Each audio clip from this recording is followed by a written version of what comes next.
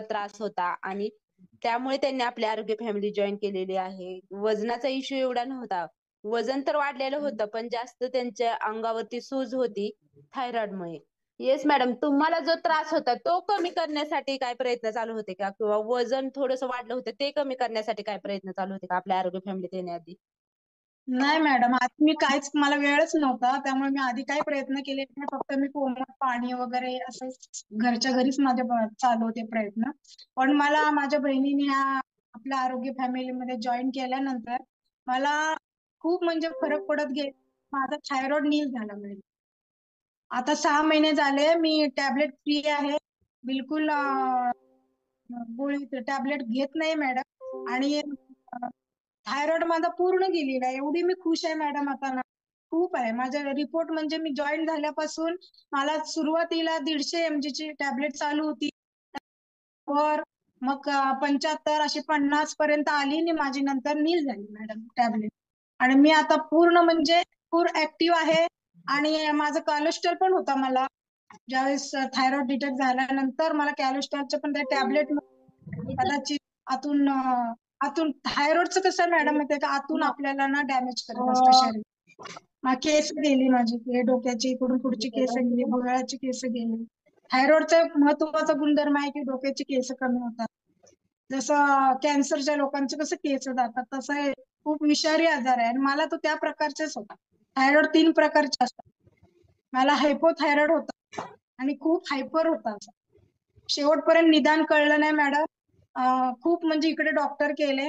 जेव्हा मी मिलिटरी हॉस्पिटलला गेले त्यांनी माझे पूर्ण बॉडी चेकअप केला. 22 वर्षापूर्वीची गोष्ट आहे मॅडम. पूर्ण बॉडी चेकअप केला. त्यावेळेस डॉक्टरांनी डोक्याला हात केला की मॅडम तुम्ही जर अजून 15-20 दिवस जर लेट आला असता तर तुमचं प्रॉब्लेम म्हणजे सॉल्व्ह झालाच नसता, काहीच झालं नसतं, काही होऊ शकलं नसतं. एवढा तुमचा थायरॉइड खूप. माझ्या अशी चप्पल घातली ना मॅडम तर अशी छाप उठायचं चप्पल. एवढे पाय सुजायचे, चप्पल शिरायची नाही. पण बाहेर जायचं म्हटलं जबरदस्ती तर घालावी लागत. आणि हे सगळं असं होतं, हे असं असं सुजल्यासारखं होतं. माझे गाल अशी सूज होती सगळं. येस येस, खूप पाहू शकता. त्रास होता मला भयंकर.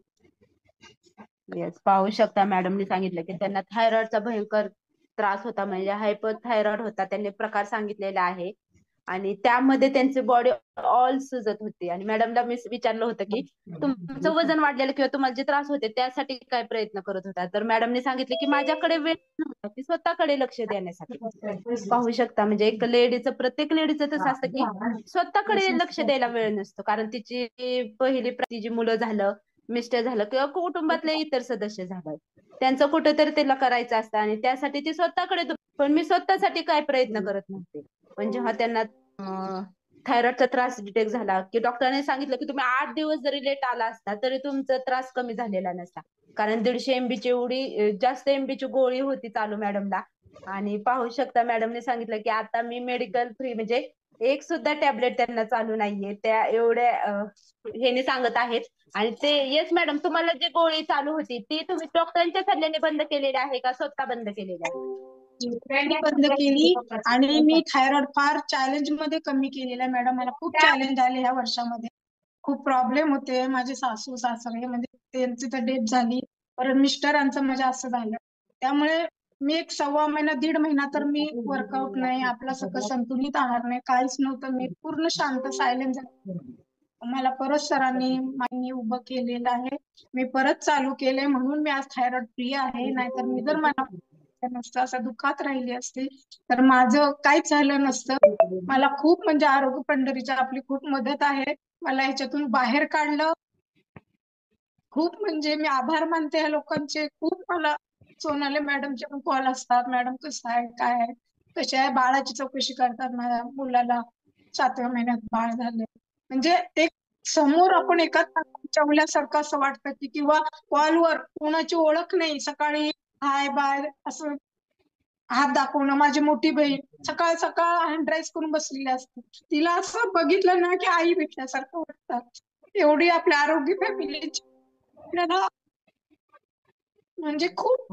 इथं आल्यापासून घर बसल्या बघा, 4 भिंती पुसलेली आहे, पण जग मिळाल्यासारखं वाटलं मला.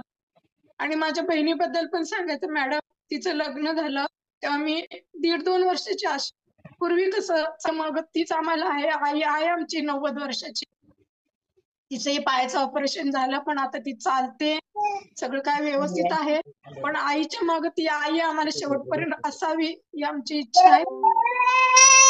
येस, नक्कीच असणार आहे. कारण एक मोठी बहीण आईप्रमाणेच असते. ती आपली आईप्रमाणे काळजी घेत असते. पाहू शकता मॅडमने सांगितलं की त्यांच्या मोठ्या बहिणीने सुद्धा त्यांची एक आईप्रमाणे काळजी घेतलेली आहे आणि नक्कीच त्या 125 वर्षे सुद्धा तुमच्या पाठीमागे राहणार आहेत.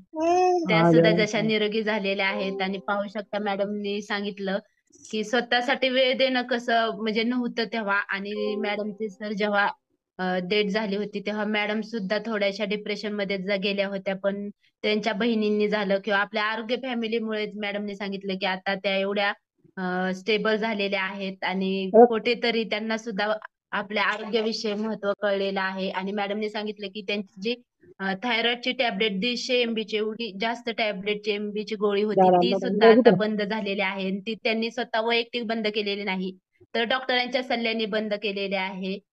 सुंदर असा रिझल्ट निघालेला आहे तर येस मॅडम असं काही चेंजेस केलं तुमच्या लाईफस्टाईल मध्ये की जेणेकरून सुंदर असा रिझल्ट भेटलेला आहे तुम्हाला. मॅडम मी कोचेसनी जसं सांगितलं तसं फॉलो केलेलं आहे. 100% फॉलो केलेलं आहे. त्यामुळे मला हा चांगला रिझल्ट आलेला आहे. मी लिक्विडवर पण 4-4, 5-5 दिवसाची केलेलं आहे. त्यामुळे माझं वजन कमी झालं. मी आजार फ्री झालेली आहे. खूप म्हणजे येस कोचेसनी जर सांगितलं ते पूर्ण फॉलो केलंय. पूर्ण.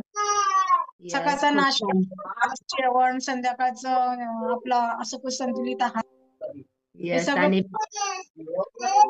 येस आणि पाहू शकता मॅडमचा बिफोर आफ्टर सुद्धा पाहू शकता. बिफोरचा फोटो नक्की मॅडमचाच आहे का वाटत नाहीये मॅडमचा आहे म्हणून बिफोरचा